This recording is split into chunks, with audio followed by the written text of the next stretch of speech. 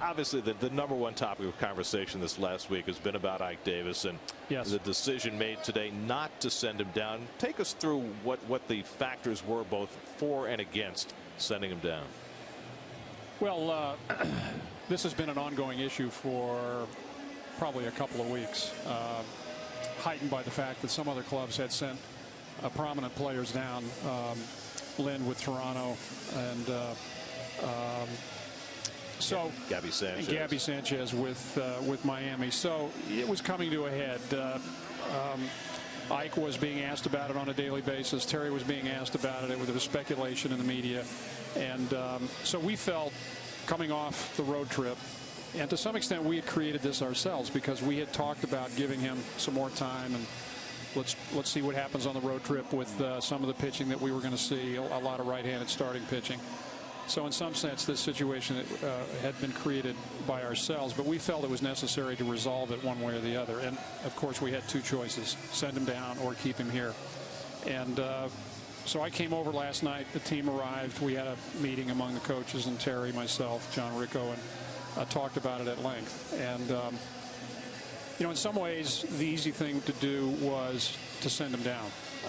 In fact, there was some discussion about the bold move is to send him down. And frankly, I don't think the bold move was to send him down. I think the bold move was to keep him here.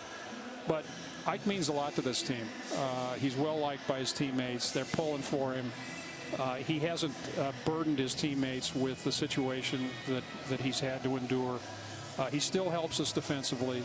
And the upside is pretty significant for us. So really the question is, how do we best get that upside? And you know, in talking to all the coaches and Terry, I think everybody felt that, look, this is a guy who is making some progress, and we felt it was important to alleviate this burden of you know, the jury being out and that he might be sent down tomorrow, the next day. This is his last at bat. This is his last start, etc. So rightly or wrongly, we said, look, we've got confidence in you, Ike, and we want you to stay here. We want you to work it out here. Dave Hudgens felt strongly about it. And, you know, from my standpoint, he's an integral part of the team. There's a big upside.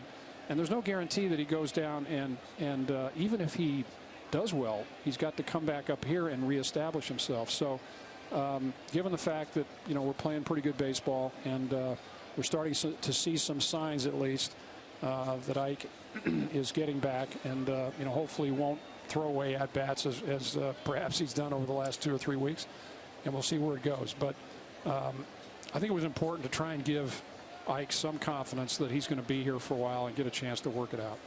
Jeremy Hefner making the start tonight, the third different pitcher that you've plugged into that spot that was vacated by Mike Pelfrey's injury, and Jeremy's looked terrific so far. But all every Met fan wants to talk about is Matt Harvey, Jerry's Familia, Zach Wheeler, Henry Mejia.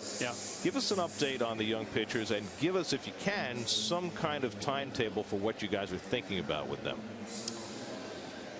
Well, we've got actually 3 of those pitchers will be at AAA as of tomorrow. Henry Mejia will be going up there and continuing his rehab stint. He pitched in Binghamton today. So we'll have Harvey, Familia, and Mejia all at AAA, and of course Zach Wheeler is at AA.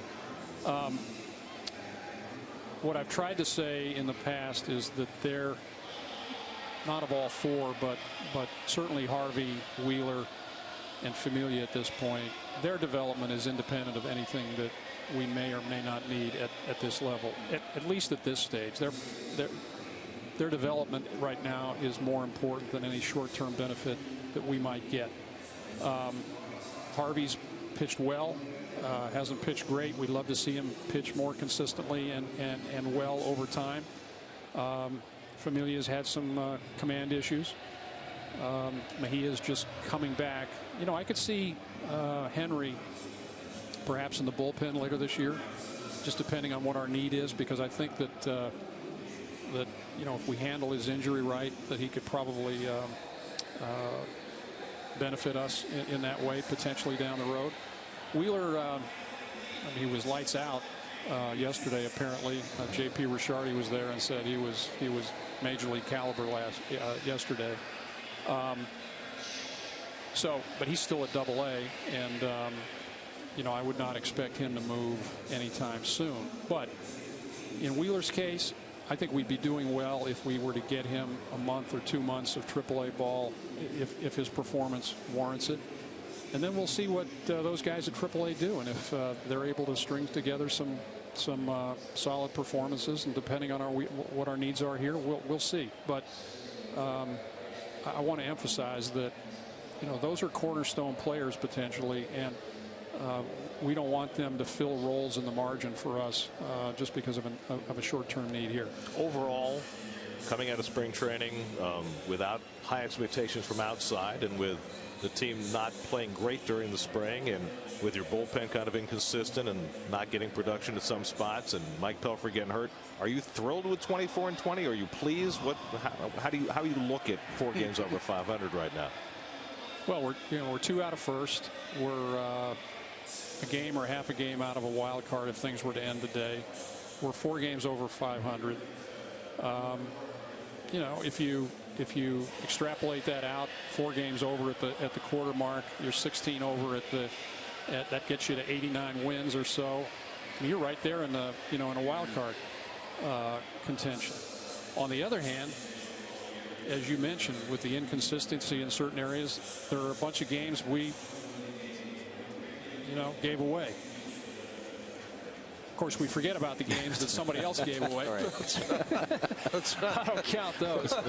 But look, we're 4 games over, and to really my sense of well-being is a function of how we played the day before and what we've done over the last couple of days. It's not about 4 games over. It's okay. Are we going to how are we going to play tonight or tomorrow, or what's coming?